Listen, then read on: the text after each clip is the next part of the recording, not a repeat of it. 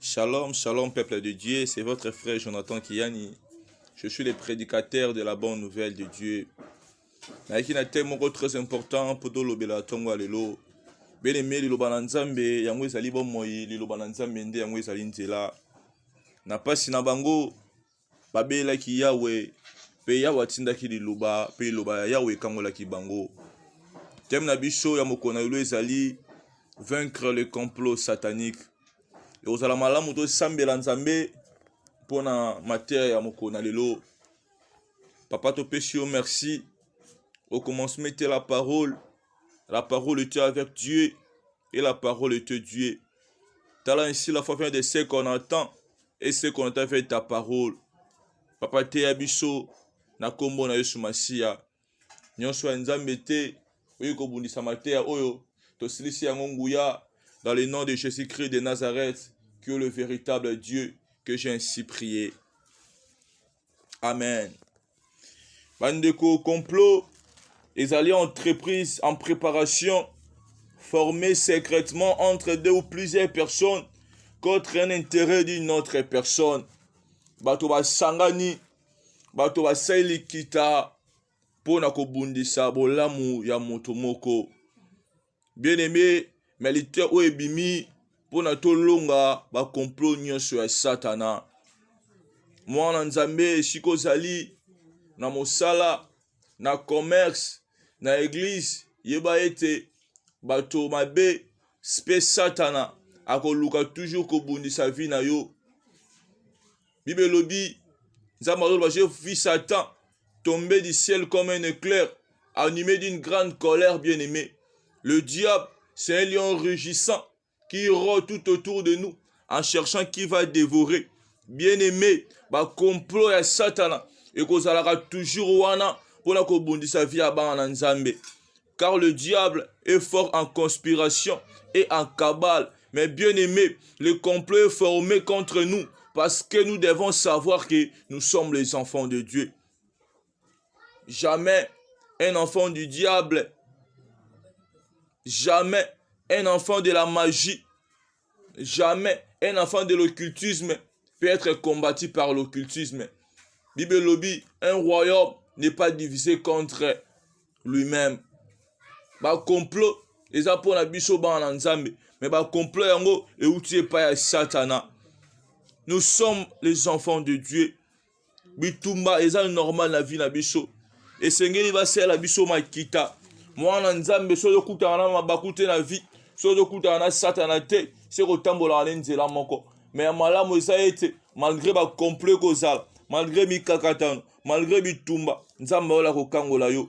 Car le malheur atteint souvent le juste, mais l'Éternel l'en délivre toujours.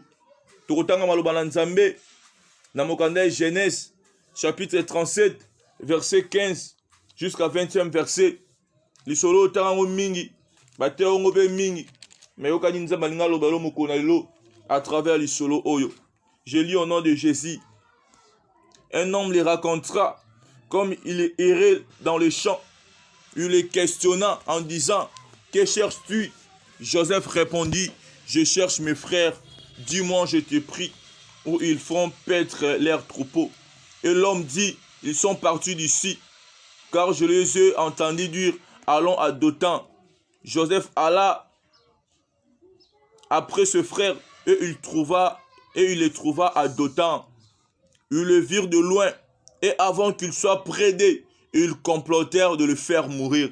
Ils se dirent l'un à l'autre: voici le faiseur des songes qui arrive. Venez maintenant, tuons-le et jetez-le dans une citerne. Nous dirons qu'une bête féroce l'a dévoré et nous verrons ce que deviendront ces songes. Bien-aimés, Tobi complot et entreprises en préparation formées secrètement entre plusieurs personnes contre un intérêt d'une personne. Joseph azalaki na bandeko na ye, ba Ruben, ba Lévi, ba Juda, ba Zébulon, ba Isakar. Bible to bana biso so zongi na sima ya passage oyo. Joseph ande oke na Sichem pour na kotikela bandeko no bilei ninge tata na ye Jacob atindaki ye o komole komaki Israël.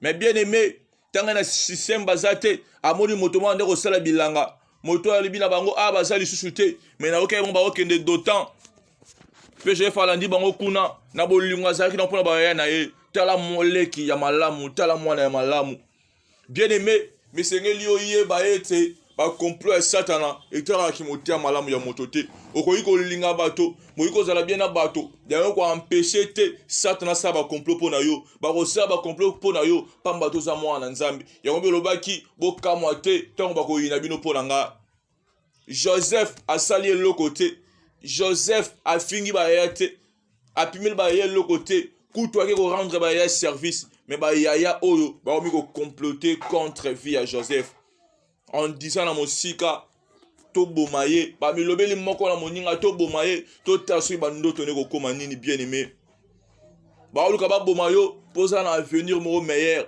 ya pasi ezalaki mpo kaka Joseph arelataki bandoto alotaki mpe tata alobaki kozala mokonzi ya pasi ezali bato mabe baoyeba nini oyo kosala lobi nani oyo okoma lobi yango bazokomplote mpo babundisa vi na yo parce que souvent diable akombataka biso te mpona lelo makombata biso mpona oyo tokozala lobi bien aimé ntango Yesu abotamaki ntango bamange baleki mpa Herode kotuna soki mokonzi abotami kuna mokonzi kuna abotamaki te parce que bamange bande kokata roi moko oyo aza na bokonzi moko eza terrestre encore nzoka nde Yesu alaki mpona bokonzi oyo esilaka te alaki nde mpona kodelivre libota na Nzambe kati na pasi ebongo Herode na Rise abayiso bogumbameli ye boyebisa mpe ngai naki kogumbamela ye oyo azalaki na makonzi ya koboma ye Herode asali bakomplot en secret mpona koboma Yesu Masiya nzoka nde Nzambe babomaka ye te bakomplot ntango ozosalama ezalaki na présence ya Joseph te bakosala bakomplot ntango yo ozala te meme baninga na mosala bakosala bakomplot bapoisonne ntango yo ozala absent bakosala bakomplot ntango yo olali bakosala bakomplot ntango yo oza na bolembu bakosala bakomplot ntango ozomiyeba te ntango yo osambela lisusu te ntango yo oza ignorant ntango yo oza inconscient nde bakosala bakomplot mpo na yo yango Bible elobi soyons prudents comme des serpents mais doux comme de humbles bien aimés. La prudence est la mère de la sûreté. La prudence est la mère de la sûreté.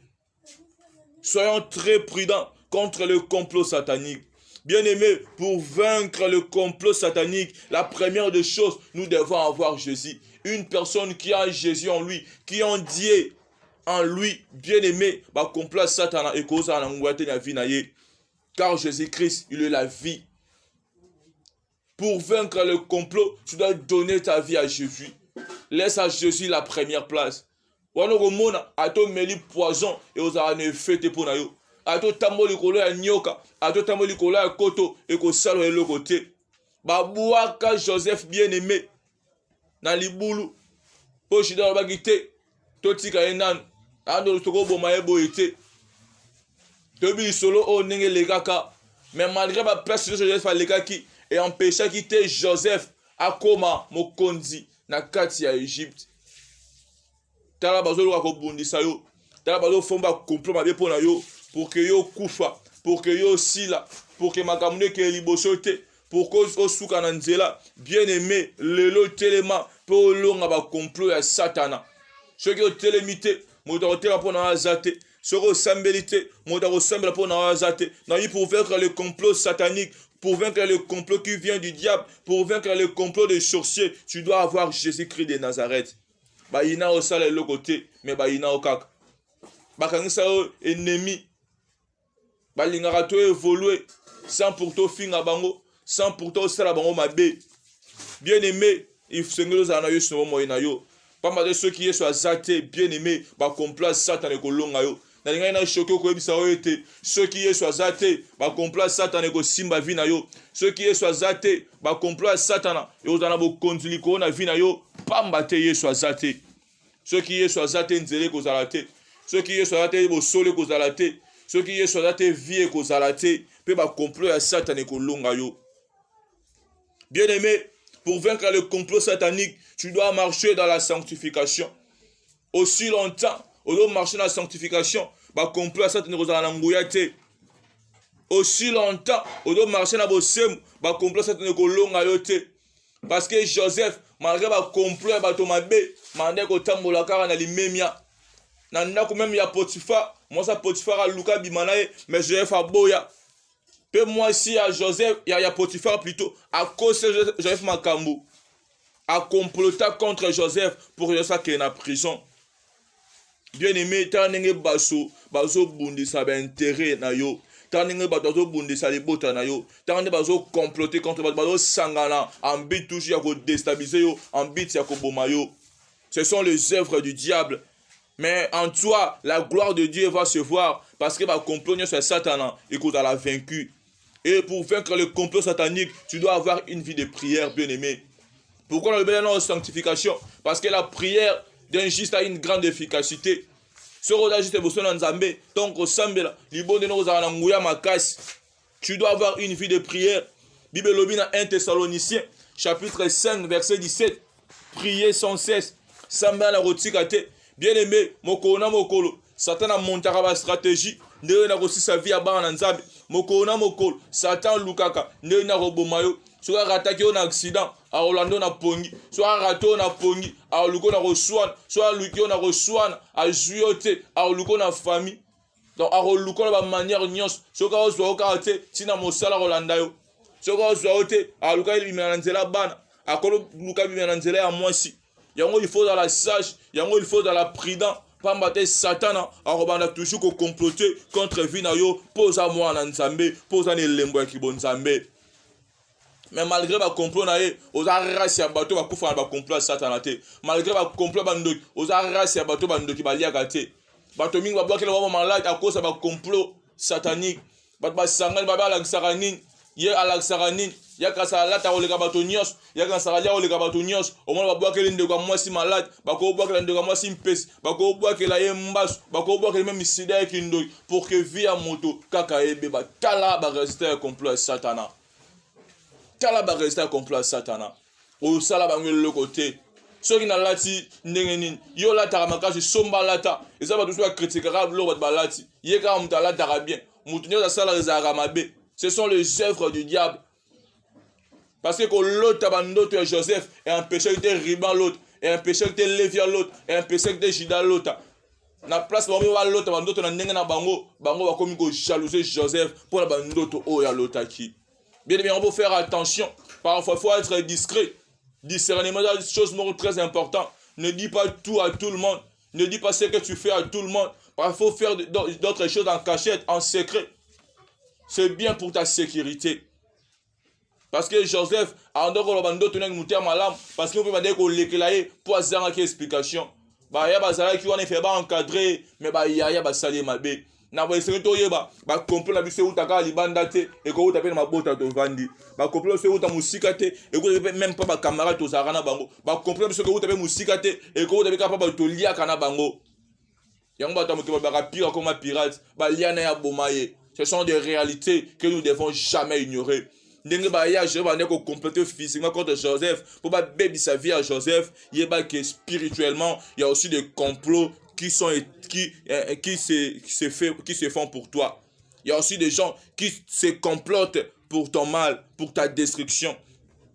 Mais j'aimerais te dire ceci, malgré leur complot, ce n'est pas la volonté de Dieu, car Dieu a un plan merveilleux pour toi. Malgré leur complot et aussi maté, n'enga de tanga malobana nzambe na mokanda Esaïe chapitre 54 verset 15 Bible lobby, si l'on forme de complot, cela ne viendra pas de moi. Quiconque se liguera contre toi tombera sous ton pouvoir. Bien-aimé, parce que tu as Jésus, parce que tu marches dans la sanctification, parce que tu as une vie de prière, bien-aimé, si on forme de complot contre toi, ya malamu eloko esepe singa euti pa na nzambe te lokolo euti pa na nzambe te eza na bokonzi likolo ya bomoi na yo te lokolo euti pa ya nzambe te likolo ya vi na yo bacomplot wana ekosalama te pamba te euti pa ya nzambe te pamba te eza volonté ya nzambe te epuis monoko nyonso ekotelema mpo eloba mabe contre yo ntango yo lali mpo na eloka contre yo mpo na eloba nyonso kokobonga te kokozwa mosala te kokobala te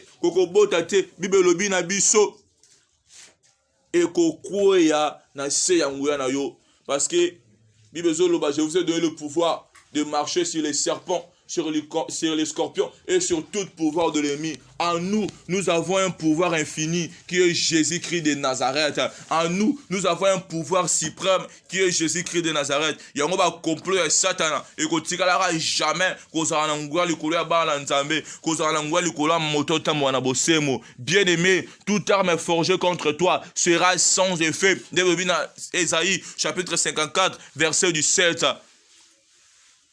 Bien-aimé, tika te nzambe ola pambola yo.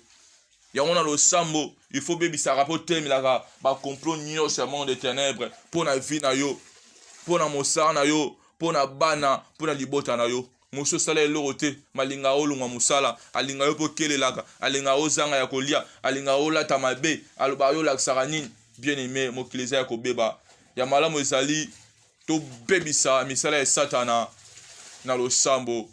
Yango ezalaki te na biso ya mokona elo. Tika te partout aujourd'hui dans le monde, Nzamba Lola, Jésus-Christ Nazareth, le véritable Dieu, apambola yo, pas épargnon na ba danger nyonso, na sambeli te, complot nyonso ya monde des ténèbres, contre vie na yo, contre mosala na yo, contre bana, contre libota, contre mombongo na yo, ezala ni l'essence de fait, na longoli maladi nyonso, o ba tsaki kola vie na yo, na longoli kufa